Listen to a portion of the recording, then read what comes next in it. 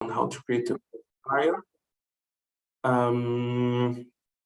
to browse opportunities. So we've seen how to.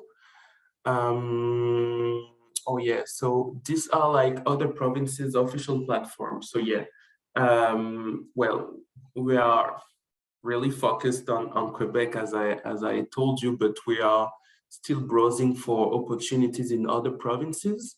So I made this work of looking for like the equivalent of ECIO in other provinces. So you have this list for BC, for instance, you have BC bid. For Ontario, it's Ontario tenders, and you have the equivalent for all the other provinces of Canada. And I think well, from what I checked, they work like pretty much the same way. For sure, you will have like some different kind of document asked for, like in terms of administrative documents, for instance. But that's pretty much the same process, yeah.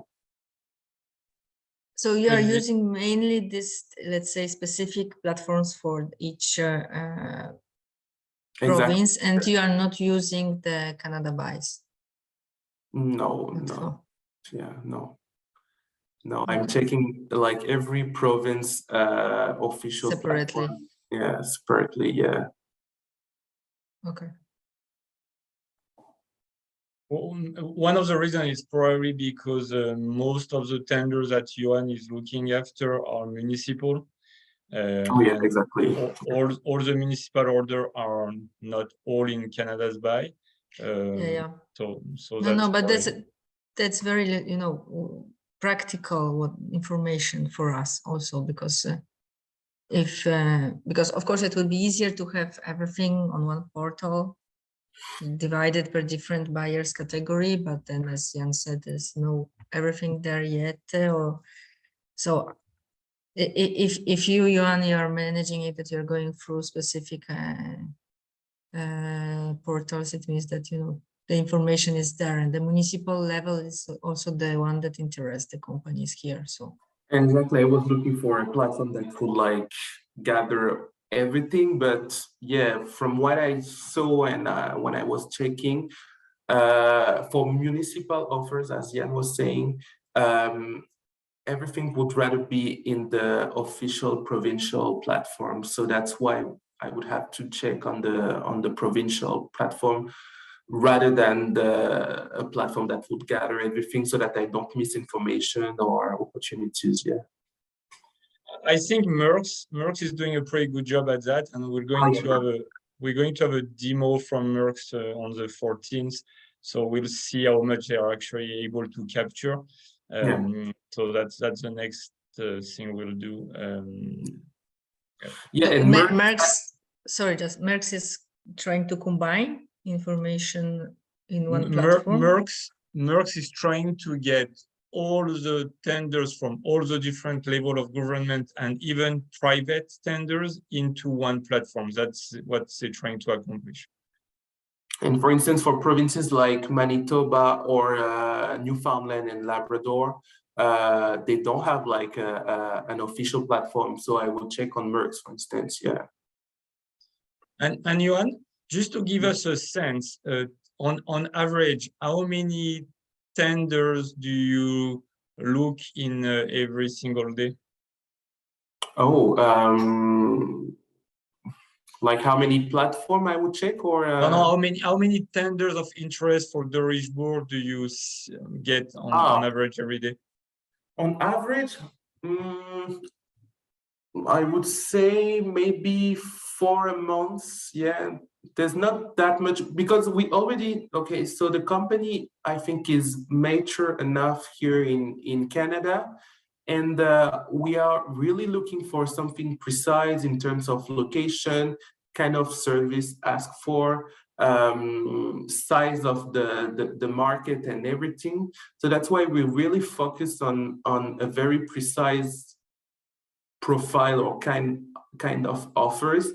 And that's why we don't have that much offers that would interest us like on average. So yeah, I would say maybe 4 offers a month.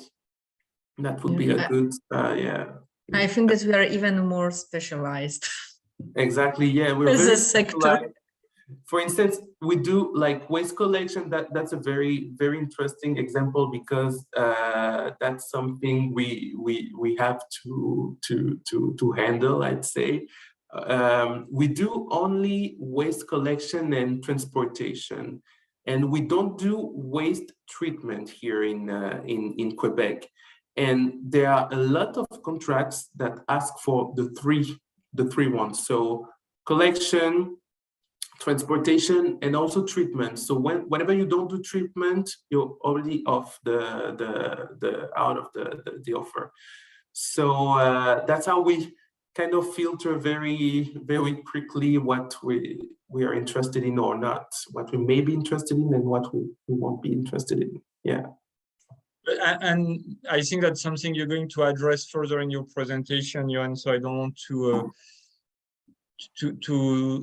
go too fast, but Yeah. in those instances where you have the 3 different services you need to provide, are you trying to partner with someone, or you don't do that? Okay, so it's possible sometimes, but we don't actually partner with same-sized competitors. Okay, so here, if I have another company of the same size, like Waste Management, Matrec, and that kind of company, which are really same size and so big companies, I won't be able to do a partnership with them. And I think that will be even considered maybe as collusion somehow here in Quebec, which is something very important, and they really focus on this.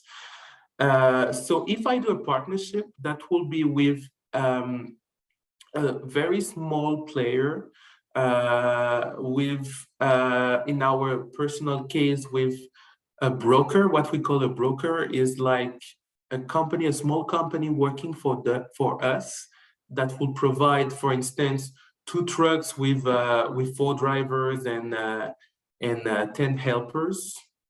So that will be kind of subcontractants, you know, and we would be able to make partnership with them as subcontractors because they have a small structure and they would be able to easily provide a very precise service because they already have their trucks, they already have their employees, so we won't have to look for this.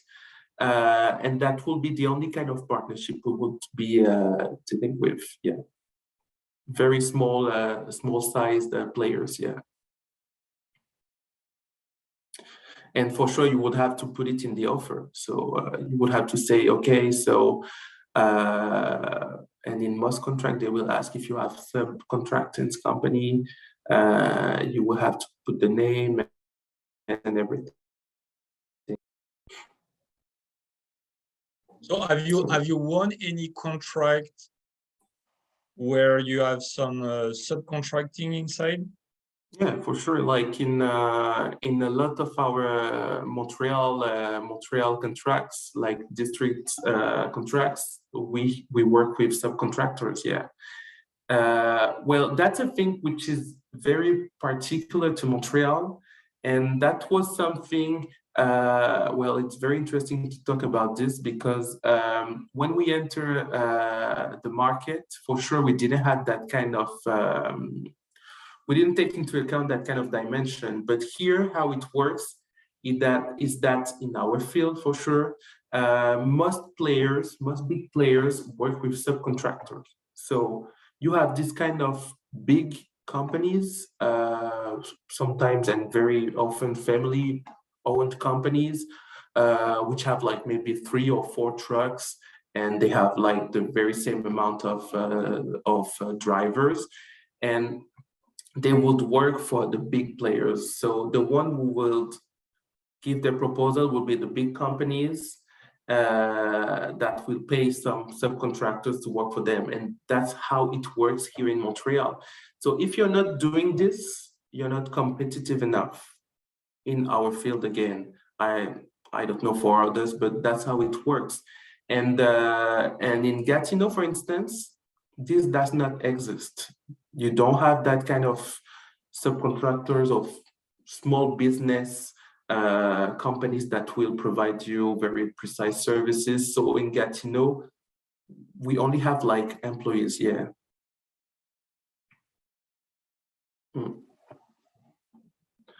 So yeah, so basically, yeah, that's how it works. And yeah, if you don't really follow the how it works, you will quickly see that you're not competitive enough. Yeah.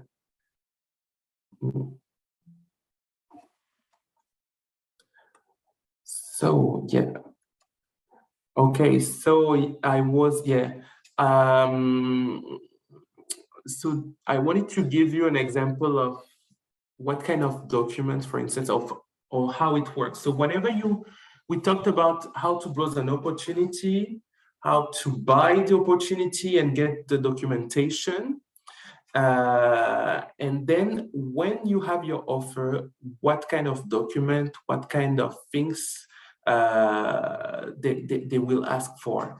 So I wanted to show you briefly what kind of document are asked for here in Canada. So I will change what I'm sharing. Okay. So here are the example of what we are asked to provide as documentation. So this was for a contract in Montreal, and that comprises, I would say, most of the documents that are required whenever you want to give a proposal. So for instance, you have first of all the AMP, the Authority for Public Markets, which is an authority that regulates, I would say, the bid process between others. And whenever you are giving a proposal for an offer that will be above $1 million, you would have to prove that you are registered with this kind of authority. So you would have to provide this kind of document. It's opening. Oops. That will show, okay, so your name, the headquarters address, the number we have with this authority, and our company number, the NEC again. So that's a very easy document to find. You just have to get to the EMP page and look for it. So that's a very first document. You could have the Revenu Québec document that could be asked. Also, it's another administration here in Quebec that's the one that regulates taxes, for instance. So you don't have much to do but going to the page and ask for your attestation. But that's another kind of document. This one is very common, actually. You have an insurance certificate that will be asked. So for sure, when you're entering the market here, you would have to find an insurance company. That is obvious, I think. And they will ask you for an insurance certificate. You would have also a signature authorization. Okay, so here what happens is that the president, for instance, is not working here, and he's the one having like the authority of signing contracts and everything. So you would have to find a lawyer company that will provide you with some signature authorization documents whenever you are required them. Digital signature? Yeah, this one is digital, but you have to do it through a lawyer company. But because in Europe we have the digital signatures, you know, that it's like electronic signature, so it puts you the stamp. It's not really very often the signature like this. Is it accepted also if, for example, the president or the league? Yeah, it doesn't look very official or formal, but it's accepted here. You just have to prove that that you legally authorize the director of activities here in Canada to be able to sign for this offer. And since you've already have a deal and you're working with that lawyer company, they can provide you that kind of document, even though it's electronically signed. Yeah. But if the document is signed by the legal representative of the company, that is CEO, for example, but it's in Paris, you don't have to give a signature. And he can sign digitally. Oh yeah, he can. Without the legal, let's say, without the lawyer's authorization. No, if it's the this is only necessary if there is another person that exactly. must. In our case, the director here in Canada is not the president of the company. Okay. So not directly authorized to sign contracts. So okay, and it was delegated with the law, with the possibility to sign it, but it has to be authorized, let's say, certified by the legal office. Yeah, okay. Certified. Yeah, that's how it would be. Yeah. So that's another. Oh yeah, we have the bonds. So most contracts for a certain level of price will ask for a bond. So bid bonds, labor bonds, and these are documents provided by insurances. I don't know if in Europe that's something very common, but here the municipalities, at least, and I think in most contracts that's how it works, will require you to give them a warranty that you will pay them for the service they're asking for if you're winning the contract, and even in case you're not able to do so. If you're giving a proposal, they will ask you also to give them a warranty that you will let your offer, and that's how it works. That's actually a guarantee. So you will go to your insurance company and you will ask them for that kind of document, bid bonds, you have labor, you have performance bonds, and this warranty the contractor, the adjudicator, sorry, that that you will provide the service, that you will give the service for the price you've been chosen for, and everything. That's just a warranty, but that's something very common here. You just need to find the insurance company, and they will provide you that kind of documents. So yeah. And then other kind of documents, they can ask for the equipment list and stuff like that, so that you prove that you have the equipment and the serial number sometimes. So basically that's the kind of document that are asked for. And then like in an administrative level, and then it will for sure be depending on the offer, for sure. But yeah, I think we've seen. And why did I put the pic of this? Oops. Okay, so why did I put that pic of the folder? Is because that's how most offers are delivered.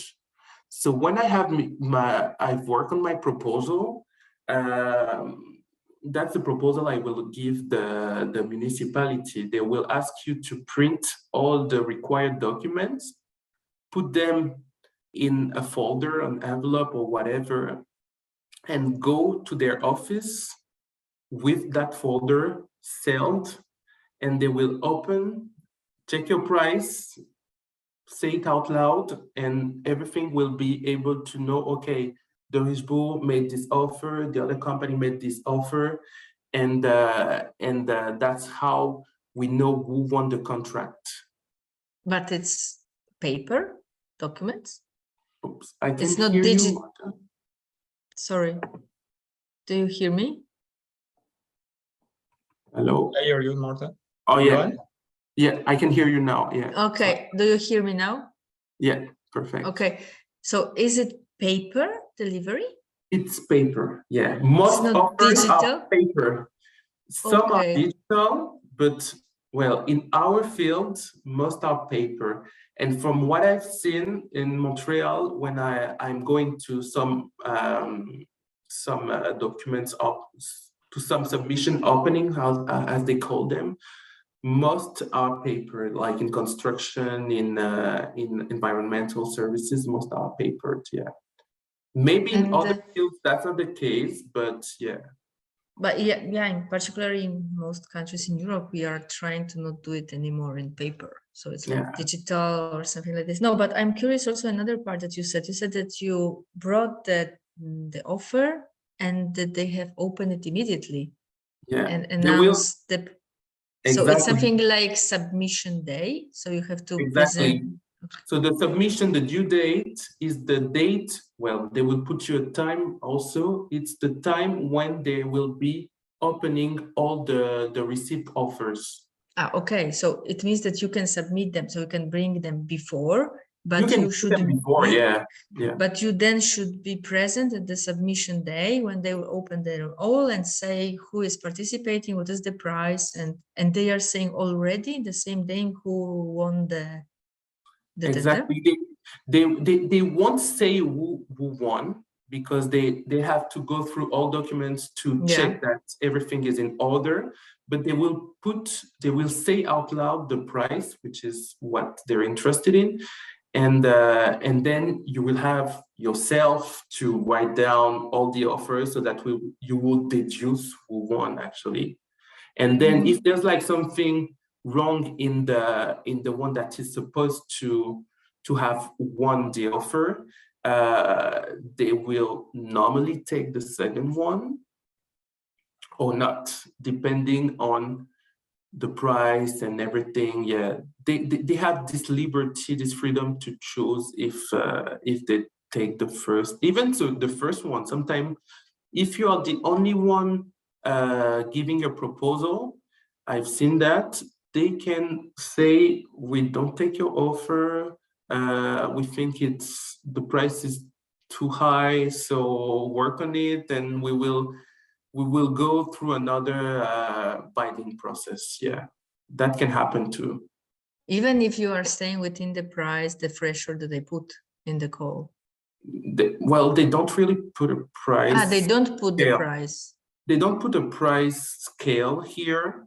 Okay. But yeah, they can say that.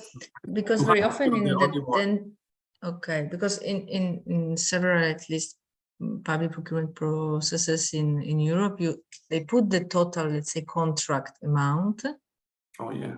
And then when they are evaluating, of course, they give some evaluation points to the companies that will do it for less money, so that they will apply a discount. And they are calculating this discount as something that they will consider, but usually you have that, let's say, the total, the maximum. Yeah. Here you don't have. Here, from what I've seen so far, they don't give you an idea of the price. They just know for sure if the contract will go above 1 million or not. You would have to give your AMP certificate or not, but that's everything. Yeah. Okay. And before submitting, do you have to participate in some site visits or meetings, or I don't know? Sometimes they will offer you a visit of the site. So they will put in the offer which day and where it's gonna happen, and you will be free to go or not, but it's not necessarily something common. Yeah. But yeah, it's something that you can see. Okay. Okay. And usually from your experience in of course, for the calls that you attend as a company and or the typology of service, how many of the bidders usually you compete with? Oh, if they're going?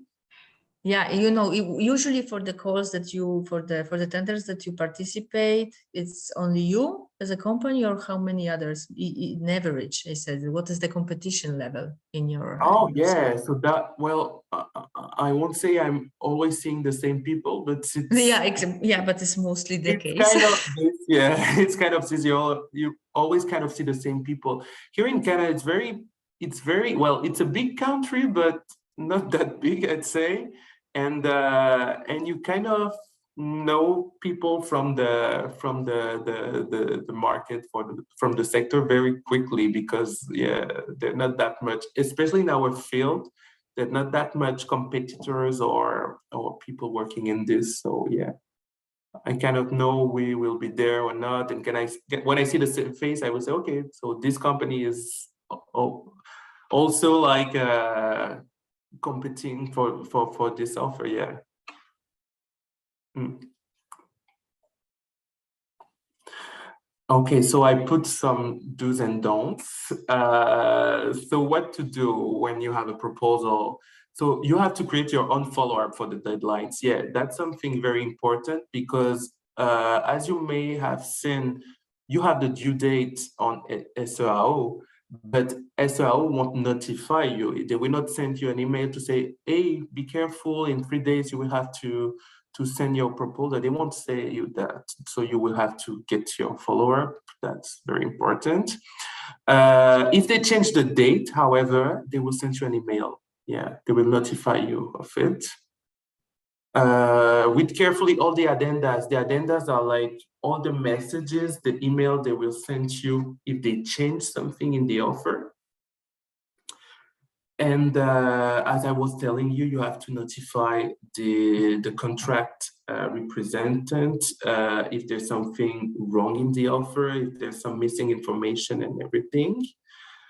In the don't try to contract the adjudicator or competitors. That's something very, very, very, how to say, big here in Quebec, collusion.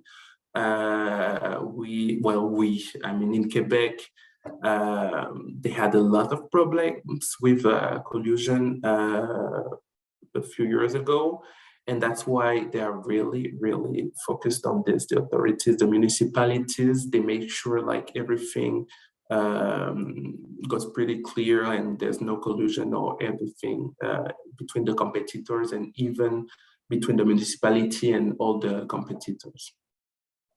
Just and if you remember, in one of my presentation, I talked about the Charbonneau that led to the creation of the P. So that's where it's coming from. Yeah. So yeah, they're really, really reluctant to even to have contacts with us. Sometimes it's something they take a lot of how to say that, yeah, they make sure that there's no collusion or possible collusion between all the participants. You don't invite them to the restaurant. You cannot. That's not possible at all. Yeah, no, they will flee. So yeah, and well, don't forget to check out the requested document. I think it's like something common for any kind of bid. Don't write, just put a price. That was something I was explaining. So that here, for mass contracts in our field at least, they don't ask for a technical part, for instance, but just a price. So don't try to write to prove that you did this, you have this kind of experience, you have this kind of technology you're using. They won't even check it. So you just need to put a price. Okay, so yeah, the relation with the contracting party, which is mostly the municipality for us, how it is. So we always have some preparation meetings. So whenever you win a contract, 1 month before, it can be 2. Again, in our field, we have a meeting to prepare everything for the contract between our operation team and their technical team. We also have generally seen on a monthly basis follow-up sessions, talking about like all the problems they've noticed or their requests. And yeah, we always have a permanent contact. We always have a person we can contact or that will contact us if there's something going not good or if they want to change something. And what it is interesting here is that I think it's important for us as a company to share our know-how, our experience, because what happened here is like most municipalities don't necessarily have a really good technical team. Most municipalities here in Quebec are very small entities, and they don't have such a strong or big structure with technical engineers or whatever. So that's why they learn a lot from us, from our experience, and we are always in the sharing. In like, for instance, in Gatineau, they are like writing their their next contract, and we have meetings with them just like other competitors, so that they will know, I won't say what to put in the contract, but they will know what to expect, how to put it, what kind of technology they will have to expect, how will they should like put everything so that the contract would work. So they want to have our opinion. They like that. They know that we know, and yeah, they don't necessarily have a big technical team, so it's something really common here, It's that they want to it's benefit from something. their experience. Yeah. Yeah, it's something that in Europe we call pre-commercial procurement. It's a sort of communicate, but it's in your case you're saying that there's something, you know, like the municipality that they want to learn and improve and increase their capabilities. In Europe is the advanced, let's say, municipalities that are applying this. The lowest are, you know, even if they need it, if they are obliged, they use the pre-commercial procurement. In your case, it's something that they, you know, they really search for it. So but I think that they contact the providers that they know, that they work with for a long, from the long time. So they know that the technologies or the know-how is the one that they are looking for. So it's something that your position is already confirmed for them in this specific sector. Okay. Exactly. Yeah. Johan, from your experience, in terms of criterias, I understand it's the price, but then how much emphasis are they putting on the sustainability part of your offer, on inclusion, on all those factors that are a bit more trendy now, and are fairly new too? What's your experience with that? That it's not a very good point for Canada, from what I have to say. From a European perspective, they are really, really back in that kind of topics. And for instance, we are trying to, I won't say some lobby, we are trying to do some lobby with the municipality so that they would encourage, I don't know, to put some electric trucks, some technologies that are working in Europe for like years, to take them into account and to oblige the competitors to use them. That's something they hear, but they don't put it in the offer. So basically, we always trying to convince them. For instance, with Gatineau, as I was talking about, for the next contract, we are trying to introduce them to the future technology we will have, like in the very few years and that would be interesting to integrate in the contract, even for them, for the image of the city, to show that they're using that kind of new technologies and everything that will be sustainable. They hear it, but they don't really consider it. That's really something So not, it will not be of added value. It will not bring any benefit for the tender evaluation if the company will say, no, we use the eco design, we are environmentally friendly, we are hiring the I told you I don't know, social groups or whatever, something I that told you, don't write, just put a price. That's what they are looking for. Yeah. No, that's a shame, but that's how it works here. You can have a competitor that has a 20 years old truck working with diesel, and we would have like the very brand new electric one. They will only see the price. So yeah. But in the form, sorry, but when you have the form, when you have to apply, you have some sort of technical offer. No, we have zero. We don't have a technical offer. They will only ask you, for instance, for what kind of equipment you're using, just so that they would know. So it was the table, okay, so it was just a small table that you show us, that you have this exactly. You just points. put, okay, this truck from which brand, and that's everything. And if you put a truck from 2020 and versus one from 1950. Some cities will put, okay, we don't want trucks older than 5 years, maybe, but that's very not common. Yeah. Okay, so it's really only in these cases, because we are speaking on the municipal level, our experience for Quebec is the price that decides everything. Exactly. Okay. Yes. Well.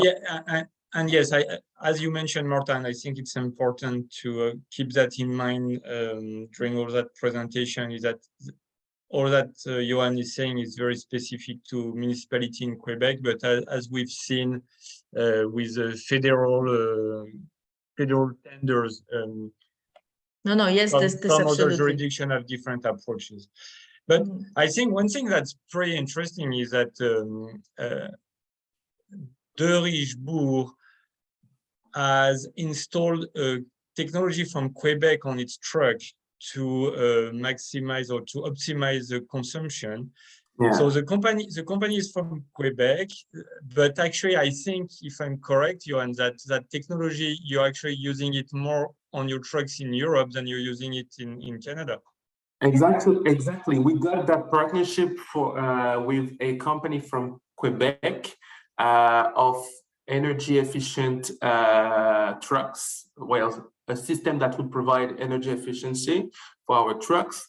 And what happened is that this company is from Quebec, but the one that was interested in this was Paris municipality.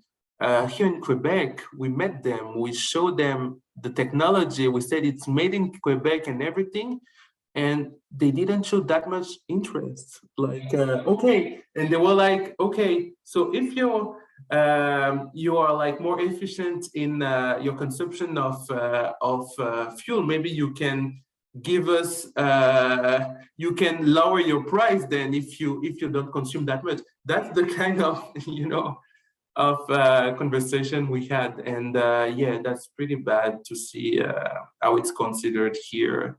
But I think they're working on this. I hope for them. And yeah, hopefully we will soon have contract that will be more sustainable, let's say, yeah, in our field.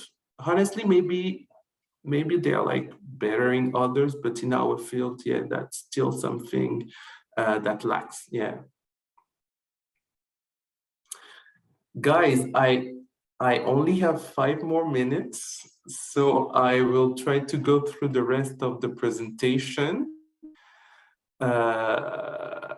Yes, best practices for the bids and tender platform is RAO, as I was talking about. Yeah, you need an NEQ, but as we saw, you don't necessarily need it. Yeah, you have to check the categories you're interested in. Use the right keywords, because that's how you will easily find the opportunities that will interest you. And for the deadlines, as I said, also, you have to create your own follower, because you won't have a notification from SEO. Okay, so to enter the market, so it's very important, and well, not important, but that will be way interesting for you to be assisted by a supporting organization or a company, so that you will know how to enter the market in your field, regarding your field. And you will also get to know all the measures offered by, whether it be like the federal government or the provincial one, because there's a lot of measures that will help you and that are in place here, and that you won't necessarily get to know by yourself. As I was saying, we created a creative force with cities, because you have the knowledge, they don't necessarily have it, and they need it. Try to join unions, federation, with other competitors, so that you would get to know people, get the contacts and everything. Well, I think that's something that will work even in Europe, that will be important even in Europe.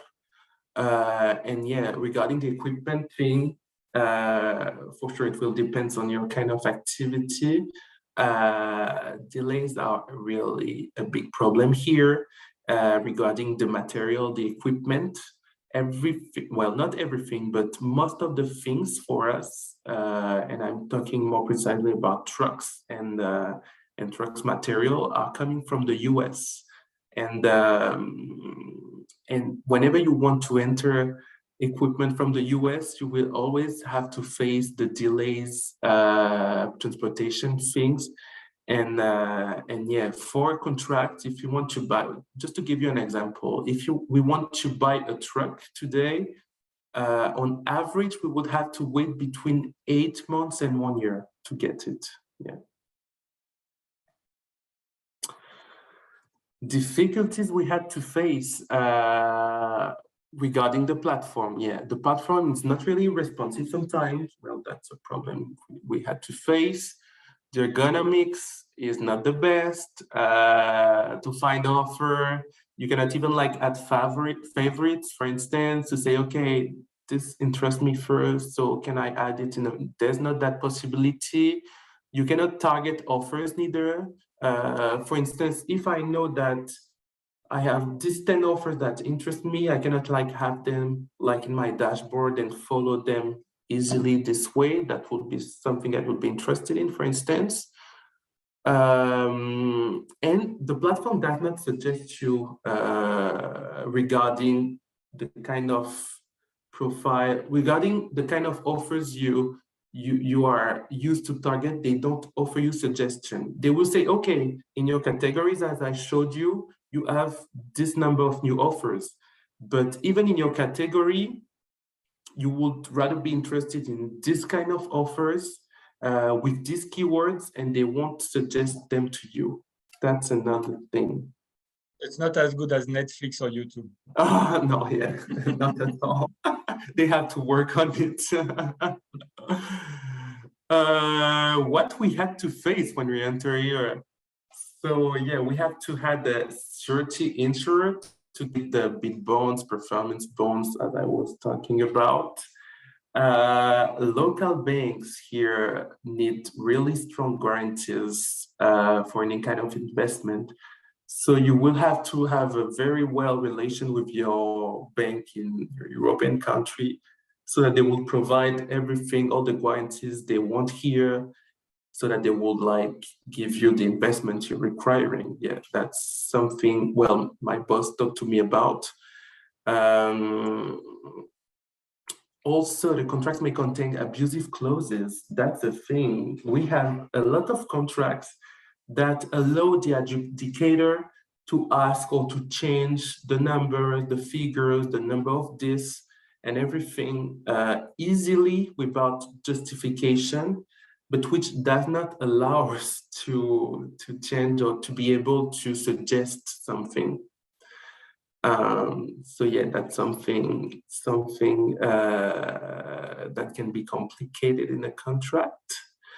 Here in Quebec, the CNESST, which is like the Occupational Health and Safety Standards Commission, which is a commission that protects the workers in terms of health and safety and stuff like that, has a very different way to work. Like the impacts, like if you have a worker that had an accident today, you will see the impacts maybe in 3 years, so that they will change your level of how to say that, you will have to kind of pay a tax for this, but you will see the change of what you will have to pay in 3 years, for instance. So that's something you have to take into account, and we were not familiar with this, and we had to face this, for instance. Regarding the wage levels, that's something very, very, very different from Europe. We talked about this previously, and the evolution as well is something you have to take into account. The salaries can increase really quickly here, because there's a lot of competition in the work market, and the lack of labor force is the big thing. I think Jan talked to you about this, and we'll have to talk to you about this. But I think that's the main issue most businesses have to face here in Canada. It's the lack of labor force. It's But very. you mean also the professional laborers or the low, all types of all types of profiles. Okay. We have people that wash the trucks. We have people that drive them. We have like people that do mechanics in every kind of level of work. It's really complicated to find people, and in all fields, and that's a national federal issue here in Canada, and that's something you have to take into account. You cannot easily find someone like this. So I think it's everything, guys. So thank you very much for your attention. I hope you got all the information you wanted to have. But otherwise, feel free to write me. I think you have my. I don't know if you have my. Yeah, I will share it, Johan. Okay, but I'm sorry, I have a meeting that has started already, so I have to leave you. Yeah. Okay, thank you very much, Johan. Thank you very much. Very welcome. Thank you, My Jan. pleasure. Thank you, Jan. Thank you, Have Jan. a good day. Thank you. Thank you. Bye. Bye. Thank you, everyone. Goodbye. Bye. All right. Okay. Yes. So just maybe a few things. So I don't know what you think, but I think it was very interesting to have an actual company that's developing its business through tenders and through tenders only, and see how it goes. All the little detail, when you go into the details, what you have to be taking into consideration. I think on the Yes, it's always interesting. Interesting to see it from a company's perspective, not just having a look how to do it on the website, or having a training how to do it. Getting it from firsthand is really interesting. Yeah. On the second last slide, it talked about getting to know your environment and being part of different federations. That's again, that's something we have addressed before, but the importance of networking and becoming part of the industry. That process can be sometimes a bit long, but that's super important to go through that. I mean, networking is a way to do business in Canada again, and yes, it's sanctioned by a tender, but people will need to know you, and then if you're part of the RFI, definitively it's easier to to throw some specs in the tender. So yeah, that's definitely a big point. Yeah, it was also important to see the municipal level, I think, because it's also one of the important tendering opportunities. So Yes, and absolutely. yeah, and I think the lighting industry, maybe the furniture industry as well, but the lighting industry, a lot is done at the municipal level. So I think that's why I wanted to have that level of presentation, because that's probably talk a bit more to your members. Absolutely. Thank you for this. Already, so next session will be with the people of Merckx, and I think one of my expectation having them presenting is again that trying to get a platform that will capture as many tender as possible and trying to have one tool only rather than all those tools and all those platforms.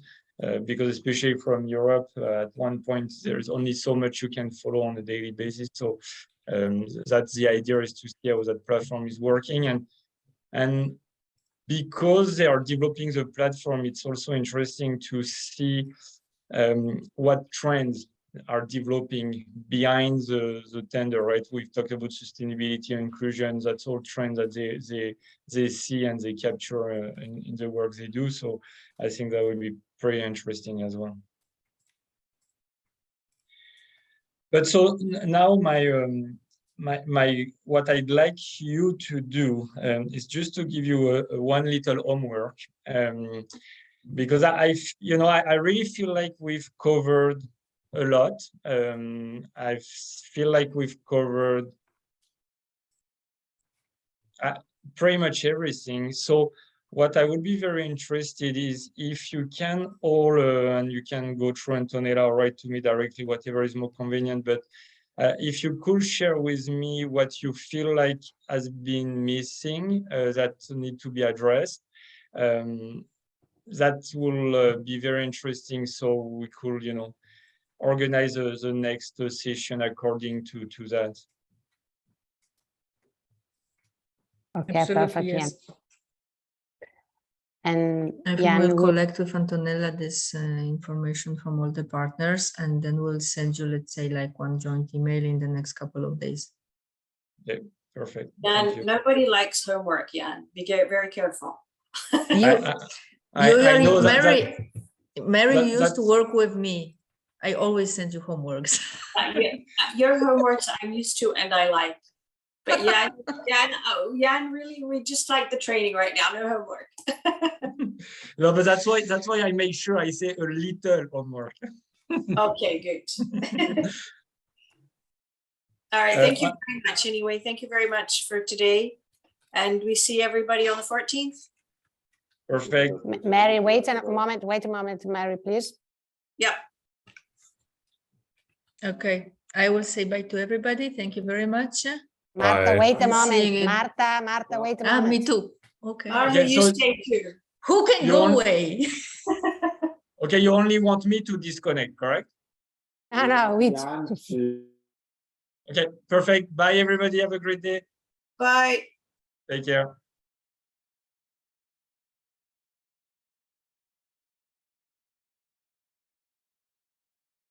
Hello. Hello. We are here. Bye-bye. We're here. How can we help you? I can't hear Antonella. Alberto, we don't hear you. Don't hear you. Honestly, we need Jan too, because as we discussed with his colleague Mark, He's gone now. I know, Okay. I know. I don't know why, because maybe we have to remain, but we discussed to reduce